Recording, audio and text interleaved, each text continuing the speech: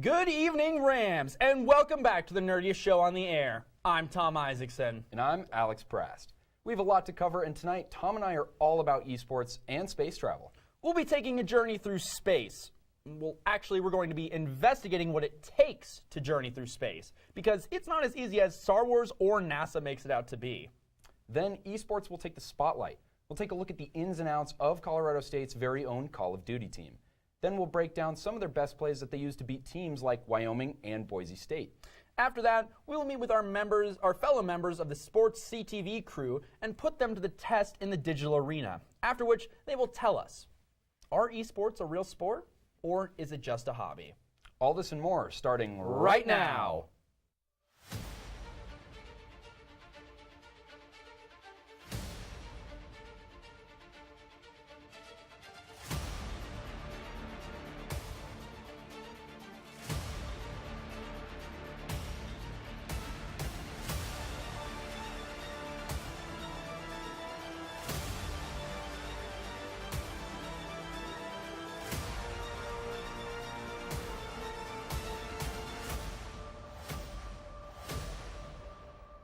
From Overwatch to League of Legends, CSU Esports takes on the most competitive games offered. The club splits into sub-teams for each game they compete in, and one specific sub-team might have to take the cake for being the most competitive and most successful. CSU is home to many sports, from lacrosse to volleyball and of course to football. When you dive deeper, there's a club at CSU that feels they may deserve recognition as a sport. One team in particular plays a video game that has been threaded through media, pop culture, and overall video game history, Call of Duty. James Beatty, a member of the COD team, utilizes a teamwork-based playstyle. Kind of similar to, like, I'd say almost sports in real life, right? Like, you have a game plan, you have plays you almost have to follow, right? You gotta know that the guy next to you is doing his job, that you can also do your job. Though maybe not the technical captain, Jason Stock identifies his fellow members' strengths in the field. Individually, everybody brings a few different skills, right? You have some people that have been playing these smaller maps and are really, really good at close range, and then some people that are better at sniping. In the moment, it's really quick. It's really, spur of the moment. But after the fact, we can reflect on it. Our CSU basketball team wasn't the only team to have a recent buzzer beater clutch against an opposing school. Parker Smith clutched a final fight to determine the winner of the Call of Duty Border Wars. This was in Warzone, so it was me and my teammate fighting 4 other people. And so for us, it's very nerve-wracking. You always want to make sure that you're up and you have full health, stuff like that. So I think when I killed this guy, that really set in that we won that match. And I think that was super important for us because it was like, we did it, we won the whole tournament. I think it was very tense, in the moments because it went down to the very last game. It was that last game that really decided if we were going to win or lose. And so I think whenever you actually get that win, instead of just jumping up and down being happy by yourself, your teammates are surrounded with you. It's kind of like in normal sports when you win. Going to the Border Wars football game proved disappointing for Ram fans. However, this team had a border war of their own and brought home a victory over Wyoming. The competition normally is pretty crazy, but I think Border Wars was even more because we were sitting there right next to them, and we were sitting there playing right next to each other, which I think added another element to it, which was awesome because when we won, we could look at each other, high five, everything. But when we lost, we could actually talk about the things that we did wrong and how to improve it for the next game. Yeah, being in person, that was actually spectacular. I think being able to meet them and just talk beforehand and kind of talk afterwards and see them as other real players is different, right? You miss that aspect when you just play online. You play online, you're like, all right, we just won, and then you kind of go off to your own world. Even with your buddies might do so, but yeah, in person, I think that it's more of the community behind it. When it comes to discussing competitive gaming and the skill it takes, the age-old question must come up. Are esports a sport?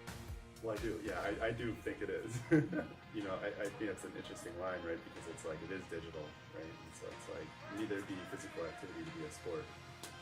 That argument also carries over to other areas and other interests too. So it's a lot different, right? So there's less of the physical aspect, so there's less of having to maintain a really crazy physique or anything like that. The intensity is about the same or almost even more intense because you're right in it all the time, right? Usually in basketball and football, you have timeouts, you have a little, a step away from the game. This, you're always in it, so it's a constant thing. Regardless of others' conclusions, gaming has one major thing in common with sports like football and basketball: the camaraderie. first and foremost, probably the friendships. You think that an esports team is all digital, you live through the digital world, you don't really know, but being able to meet the people that you wouldn't really know outside of the game, right? So having a team, being able to play with each other, and really it's like building, it's a sense of family and community. It's really cool. Thank you so much to the Call of Duty team for finding the time for that. Tom, it was just so awesome getting to talk to these guys who are so passionate and get to do Call of Duty, and they're just fellow students, and they even got a border war win. Yes, unlike a certain football team I know of. No, it's really cool to see esports on the rise. I love watching esports tournaments, and Call of Duty, it's not really my game, but I can at least appreciate, the dedication that they have coming from the point of view of a Counter-Strike player. It's absolutely a lot of fun. Well, as we heard, the Call of Duty team are believers in the game being a real sport. There's actually a whole lot of nuance to that debate, which we will get into after a quick break. Yes, we'll give you a bit of space for a moment before we come back and talk all things aeronautical. Stay tuned.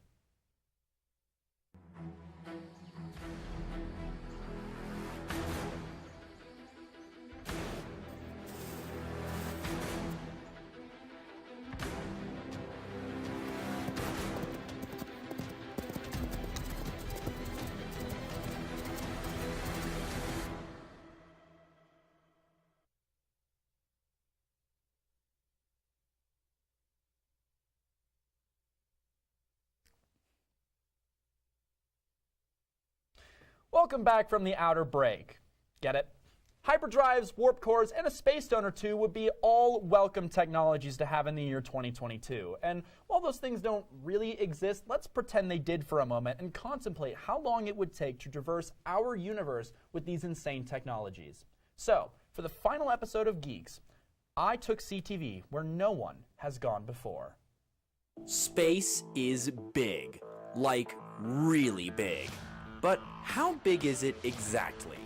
Well, let's put some context into this. Given our modern abilities of rocket propulsion, we can accelerate a spacecraft to a speed of over 17,000 miles an hour. That's absolutely insane. You could go around the entire Earth in just over an hour at that speed.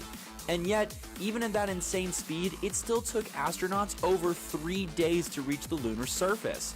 And to reach the Martian surface, it would take over 7 months of space travel. That means NASA would have to pack about 7 months of food just to get there, maybe a month or so on the Martian surface, and then 7 months back. That's nearly 2 years of food per astronaut, most of which is going to get consumed just in travel. That's like going camping for a weekend and eating most of your food just on the car ride out. This is really good. And obviously, the further out we go, the longer things are going to take. It would take 6 years just to get to Jupiter, 8 for Saturn, and 9.5 years just to get all the way out to Pluto. Not exactly convenient, is it? But while science doesn't exactly have the answer to space travel at the moment, science fiction does by traveling at the speed of light. But how fast is the speed of light? Well, the speed of light is actually so fast, to put it into smaller numbers, we have to measure it in miles per second. 186,000 miles per second. That's roughly 700 million miles per hour. To put that number into perspective here on Earth, I can't put that number into perspective. So how long would it take to go around our solar system if we could travel at the speed of light? Getting to the moon, which, by the way, isn't visible tonight because it's cloudy, so thanks clouds, you ruined my shot. Getting to the moon isn't necessarily a convenient or practical application, seeing as 2 seconds after we set off, we will crash into it and destroy it.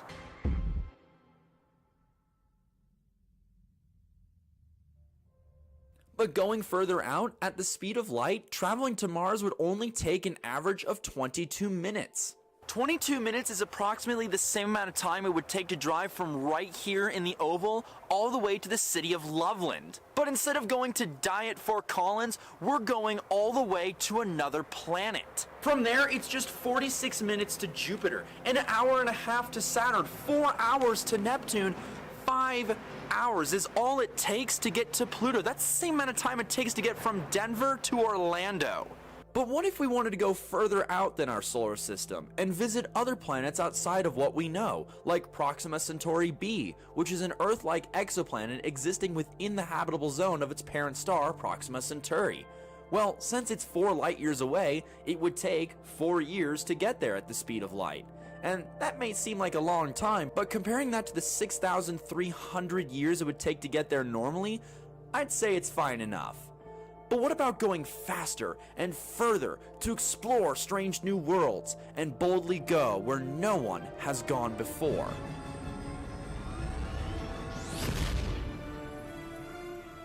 In Star Trek, there exists a speed known as warp. Warp is actually faster than the speed of light, but only by 282 miles per second. That's like going 5 miles an hour faster on the highway. Sure, it's faster, it's just not that much faster. But thankfully we can go to warp factor 2, which is, you guessed it, 8 times the speed of light. I didn't write Star Trek, okay? That means it's 8 times faster to get to that exoplanet. But what about visiting other galaxies? Well, from Earth all the way to the edge of the nearest galaxy, known as Andromeda, at the speed of light, it would take 2.5 million years to get there. And even at warp factor 2, it would take over 100,000 years to get there. And all the way at warp 9.975, which is the fastest a Star Trek ship has ever gone in canon, 2,000 times the speed of light, it would still take over 1,000 years to get there. That's how far Andromeda is, and that is how small we are.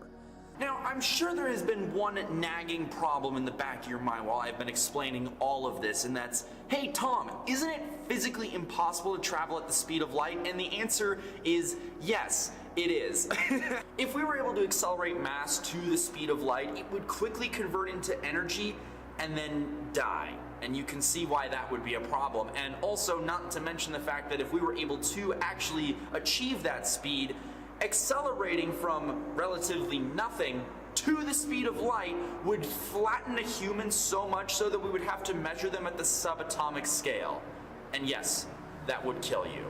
In researching for this particular segment, I was consistently amused by just how all of a sudden traveling the solar system became so within our reach. 22 minutes to Mars, that's insane. But I was also equally amused when I went further out to Proxima Centauri or Andromeda, just how big the numbers got. I was giggling at my calculator, and that might be the nerdiest thing I have ever said in my life, but suffice it to say, it is so fascinating just how truly small we are here on Earth. I mean, yes, years feel significant to us, but on the cosmic scale, we only exist for seconds at a time, and that really makes you think, what really matters? But I guess that's not for me to debate. Back to the studio. Wow, it is always fascinating talking about the physics of interstellar travel. I know, and really, this whole thing made me a lot less nervous for finals week, because it's like, yeah, does one test really matter in the grand scheme of things? Not really, but you should still study. Definitely puts it in perspective. Yes. Now let's bring things back down to planet Earth and explore something that may be trivial to deep space, but is a pretty universal problem for all the geeks out there. Is esports a real sport? Find out with us after the break.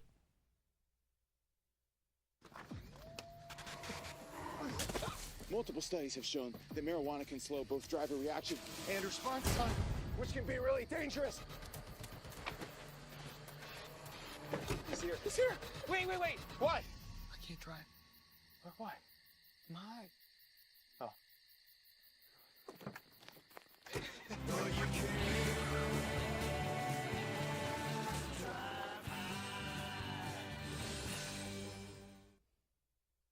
Welcome back from the break, Rams. Now, what counts as a sport? Does it need to be a form of exercise to be one, or does it just have to be competitive? Does it need to be entertaining to be called a sport? If an activity involves physical and mental skill, can that be a sport? We're about to find out. We teamed up with the sports crew here at CTV to debate those very questions. Here's the thing now.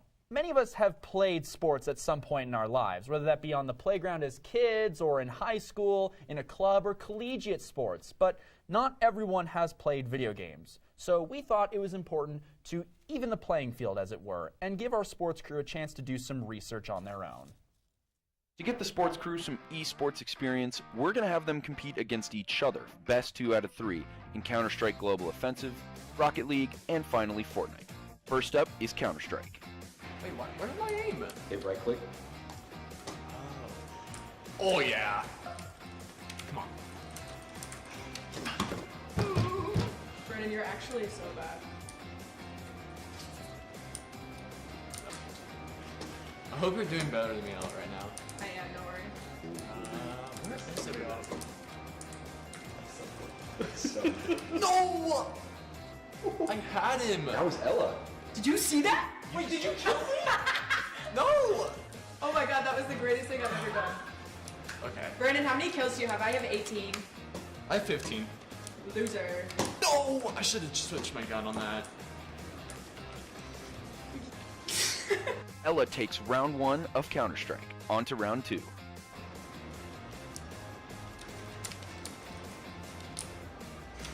What the actual heck was that?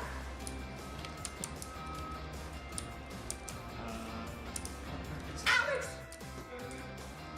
Oh my god, I need to watch. I need that for my Instagram right now. 4 minutes left. Stop screen peeking. I'm like this close. How am I not killing him? Did I kill him? I don't think I did. God, I didn't want to shoot Come a on. sniper rifle anymore. Alex, how did I not kill him? When's this game over?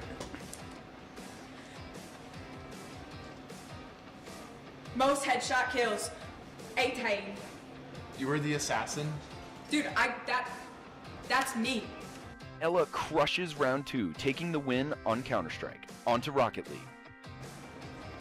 Be right back.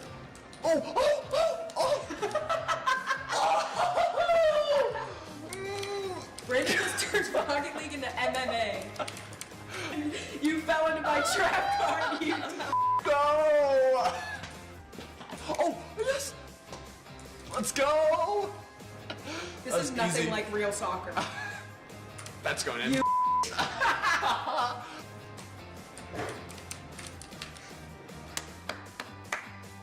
So embarrassing.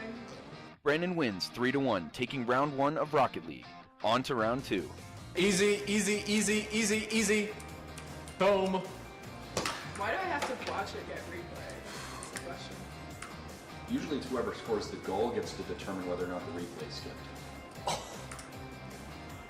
Did you wait, what just happened? Why do I keep going up the walls? Turn around. Let's go! See anything? Oh, whoops. Come on, get in, get in, get in, get in! No, not in my house. No.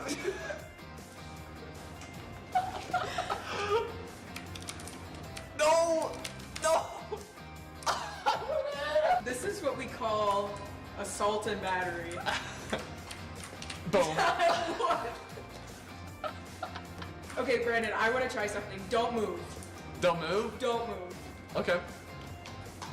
I don't think I can score even if you're not moving. I'm gonna try Okay. this one. You, Brandon, you. He cheated. He cheated. You want me to set this one out, Ella? Yeah. Okay. Let's chill out.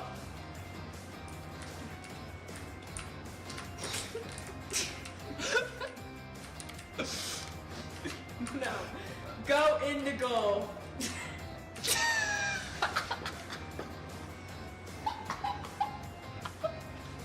Now it's 8-1. I was trying to take a shortcut on the wall, and it didn't work.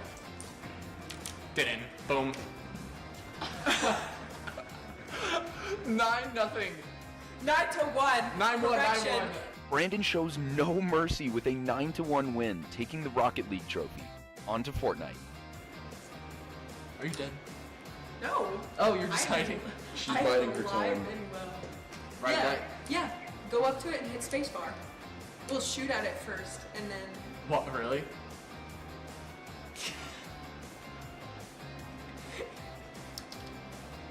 Oh, yeah. I told you. Brandon, you just skipped over all that stuff. Oh, whoops. Oh! Oh no.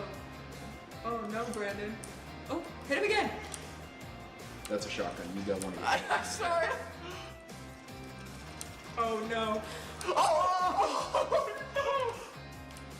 Oh my god, there's another guy. No way. Get him, Brandon. Where is he? Immediate to your right. Immediate to your right. Brandon, I killed one person. That's good. Dang it. Let's go. You got 1 kill and top 18. So far, you're still beating Ella.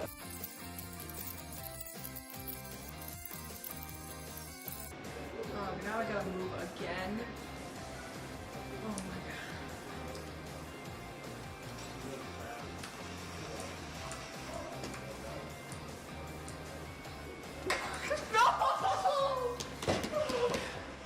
Son of a... With Ella ending her match in 3rd place, she wins the Fortnite trophy, making Ella the CTV Esports champion. Well, that was quite the spectacle. And ladies and gentlemen, please welcome CTV Sports Director Brandon to the show. Thank you so much for coming on. How are you? Oh, I'm doing well, Tom. How about you? I'm doing well. I was laughing pretty hard at those. So that's incredible. I was doing pretty good. Yeah. And that was the first time you played some of those games, right? It was the first time I played all of those games. What was that like? Oh, it was really fun. I honestly, the highlight of my Thanksgiving break. Like, I was so fun. I didn't want to leave. Like, I thought it was so fun. I mean, it was a blast. I'm so glad you guys had me on. That was really fun. And you picked up Rocket League like it was nothing. Oh, that's true. Hey, sports guy. So Rocket League does replicate soccer. So Soccer with cars. That translates. Close enough.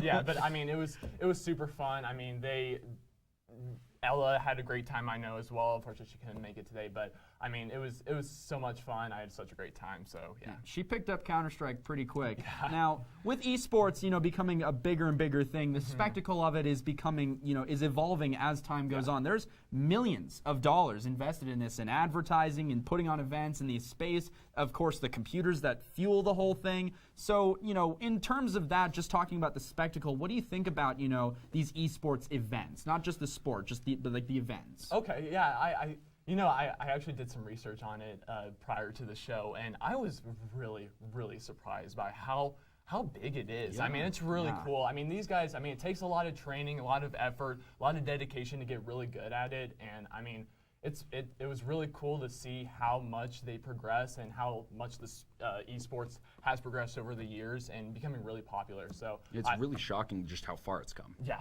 Well, that brings us to the big question. I know you have strong opinions. I have strong opinions. Tom has strong opinions. Are esports a sport? Well, let me give you an example to begin. Let's say you're on an airplane, all right, and the flight attendant goes over and announces, "Do we have any doctors on board?" And someone with a PhD in history raises their hand. You would tell them to sit their butt down, right? Now, if you're in gym class and the teacher asks, "Who are my athletes here?" and some kid raises their hand telling you they play Fortnite, you would laugh at them. So no, esports are not a sport. No, but see, that brings me, I gotta ask you, if the exact same situation happens, you're in gym class, right? Okay. And somebody's like, "Oh, I play golf," would you have the same reaction? No, because golf's a sport. Yeah, but arguably they use the same amount of skill, same amount of training, same amount of physicality. Now, okay. So I mean, come on. Like my 90-year-old grandparents can probably play golf. Yeah. Can they play Fortnite? But they can't. That's the thing. They could not handle. So I would argue it takes more effort to learn video games than sports like golf. Hold on.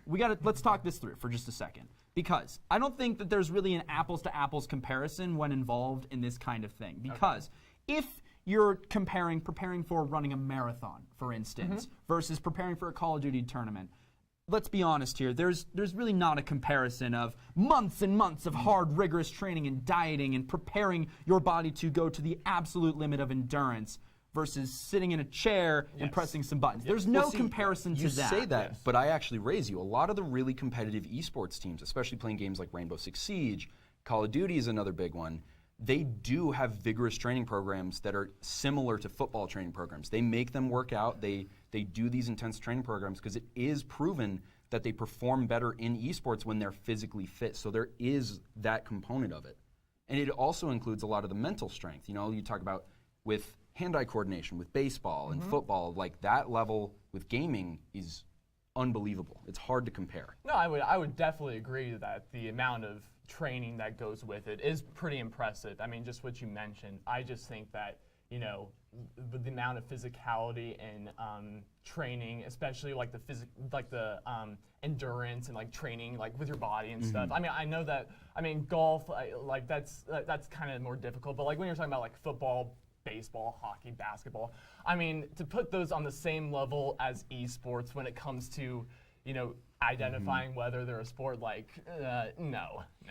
No, I can see that, but it comes to the fundamental question of what is a sport, because people consider, like... That's a big one. I don't mean to, I know my dad is watching, I don't mean to roast him a little bit, but I came out, it was the height of the pandemic, but I came out and he was watching darts on ESPN, probably like 2 or 3, but darts was on the television. And if you're going to sit there and insinuate that darts is more of a sport than Call of Duty, I will not sleep tonight. No, I would. I mean, but also poker and the hot dog eating competition are on ESPN as well. But it's almost like on a different level. And when I was talking to the Call of Duty sports team, this is a big point that I didn't even think about, is the level of intensity. And some of the sports I can really think of that compare are more like lacrosse and basketball, but they swap in and out players all the time. Like hockey, you're playing, but you get swapped out. You get time on the bench. Football, there's timeouts. But the intensity is constant. You're in Call of Duty, you're constantly doing it. No, it's very impressive. I would agree. I mean, that package you had was really cool to see. So it is a neat, you know, prospect about it, and I like the idea that, you know, esports is becoming a bigger thing. So Brandon, thank you so much for coming on and joining us on Geeks tonight for a lively debate. We'll take a quick break for now, and we'll come back with a few final notes on this last episode of CTV Geeks.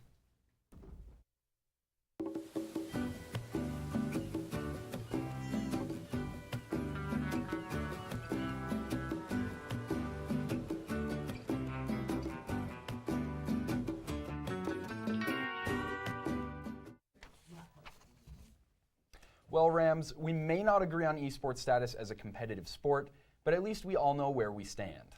Yes, and we all know who here would win in a game of Call of Duty and who wouldn't. Another thing we know is that this is the last episode of CTV Geeks for the semester, and we are wrapping up. Yes, another semester has passed us, filling you in on nerd news and exploring esports and technology with you, on top of touring Fort Collins pop culture hotspots and navigating the newest shows and movies to hit our screens. I don't know about you, Alex, but this semester has been a wild ride, to say the least, but I wouldn't trade it for the world. So thank you, pal. Thank you. It's been a pleasure. Thank you to our awesome studio crew behind the scenes and our wonderful producer, Holly. She makes everything work like magic. And, of course, all of you watching at home, it has been a dream come true. Excuse me. Tom, a wild ride does not even begin to explain it. The stories we've gotten to share on here have been incredible, and I could not have picked a better team to work with than you. I appreciate that, man. Thank you very much. This craft has been a real pleasure of mine. We hope to see you next semester, but until then, have a great night and stay classy, Rams.